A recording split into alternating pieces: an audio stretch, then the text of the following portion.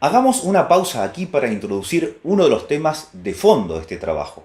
Si es posible definir a ese francés que se transformó en un raro colaborador del general Urquiza, como periodista en medios destinados a defender sus intereses y posiciones, como El Nacional argentino, en Paraná y El Uruguay. Periódicos que incluyen elogiosas crónicas al gobernador, diatribas contra sus adversarios, pero también la novela Los Miserables de Víctor Hugo, por entregas, seguramente sugerencia de Peyret, admirador y comentador de la obra del gran escritor francés. Cuando de todo ello tiene detrás la mano de nuestro personaje, es difícil saberlo con certeza. Pero cartas intercambiadas con Benjamín Victorica, por ejemplo, revelan no solo la frecuencia de los pedidos, sino también la escasa valoración en que Peyret tenía a ese periódico, del cual se desvinculó solo en parte para hacerse cargo de la colonia San José, mientras se convertía en pionero de la colonización agrícola. No abandonará nunca la pasión por el periodismo, entendido como vehículo de difusión de ideas transformadoras. Y aquí viene la pregunta, o las preguntas. ¿Quién es este francés todavía joven, apenas pisa los 30 años, que recién desembarcado en El Plata milita en el federalismo, que profesa un socialismo libertario de inspiración cristiana y a la vez cientificista? ¿Es un anarquista como su admirado Proudhon, a quien tradujo y difundió en las páginas de El Uruguay? ¿Es un exponente del racionalismo laicista como sostiene Alberto Caturelli? ¿O un republicano místico como sostiene Arturo Roy, de actitud racionalista mesiánica? O como añade el mismo autor, uno de los autores que muestra el paso del espiritualismo al positivismo en la Argentina. ¿O es un antecedente del historicismo federal, como afirma Fermín Chávez?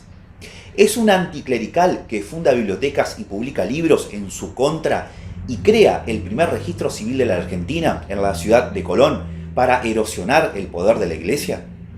¿Es ante todo un filósofo atraído por la oportunidad práctica de poner a prueba sus utopías? ¿Es un colaborador de las élites argentinas o es un cuestionador de aquellas, como en su rechazo a la educación elitista, que solo formará parásitos y politiqueros?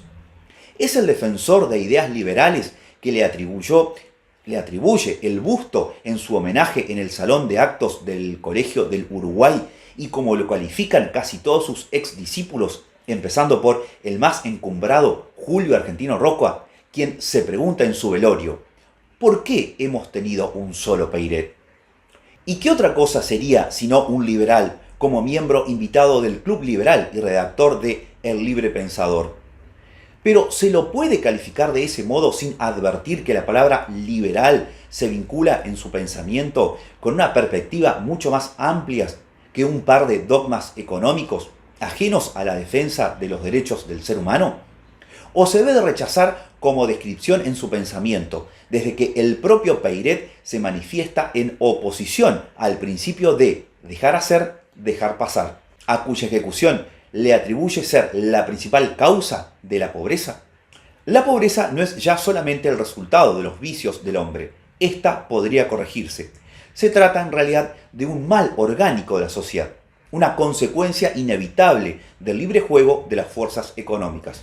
El laissez-faire, laissez-passer, proclamado por los discípulos de Adam Smith y J.B. Sayre, ha producido una inmensa anarquía industrial y comercial del tipo de la que reinaba en la Edad Media. Y, como si la historia debiera repetirse sin cese, del seno de este caos surgió un nuevo feudalismo, una aristocracia financiera de la que la bolsa es el castillo roqueño y cuyos señoríos son los ferrocarriles, los canales, los bancos, los préstamos, las factorías, en una palabra, todo tipo de privilegios y monopolios. ¿Se puede caracterizar como liberal a quien cuestiona de esta manera los dogmas más caros al pensamiento económico liberal? ¿Es más bien, como masón iniciado y activo propagador de logias, un humanista místico, un demócrata apasionado, un utopista transformador que, pese a renegar de la ignorancia de las masas, cree que lo más cercano a la mejor forma de organización social son las pequeñas repúblicas y el autogobierno, las democracias directas y el federalismo comunal?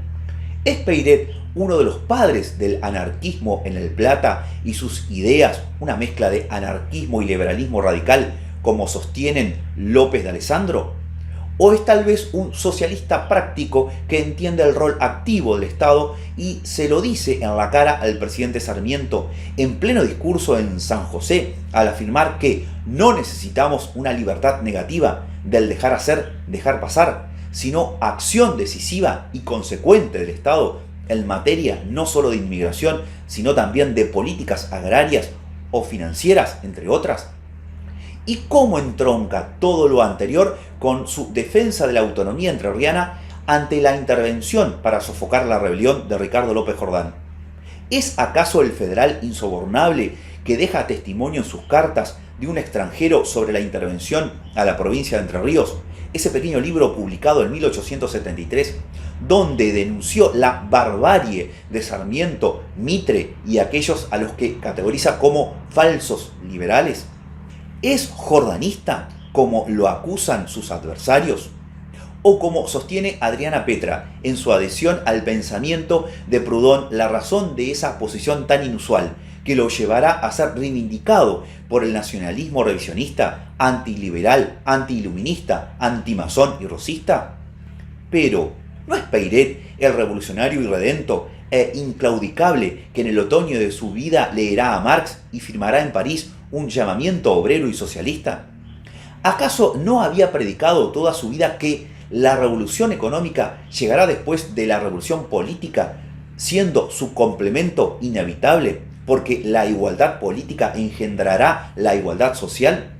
¿O es quizás el intrigante actor intelectual del asesinato del presbítero Lorenzo Cot, ese cura reaccionario e intolerante que le llenó de dolores de cabeza la colonia San José en los años 60 del siglo XIX, como insinúan todavía en la actualidad algunas voces? ¿Es el observador sofisticado que en sus visitas a las colonias de todo el país, reflejadas en crónicas que son a la vez descripciones técnicas, pinceladas literarias y reflexiones filosóficas, entabla relaciones con curas progresistas y populares de las que deja constancia? ¿Es tal vez el cofundador de la Segunda Internacional, el representante argentino en el Congreso Socialista Obrero Internacional, que se reunió en París en 1889, que adoptó el 1 de mayo como Jornada Internacional de Lucha, como sostienen autores tales como Nicolás Íñigo Carreras, Juan Antonio Solari, Alberto Huerberov o Selomar Argachá?